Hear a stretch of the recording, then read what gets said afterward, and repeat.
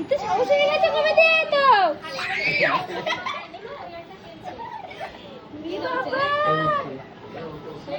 এই লাইটে জ্বালা লাইটে জ্বালা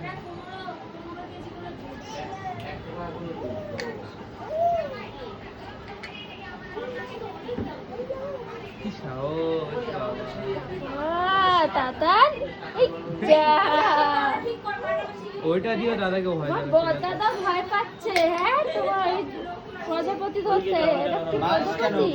আগে তুই কোথায় তুলেছিস শুধু মারে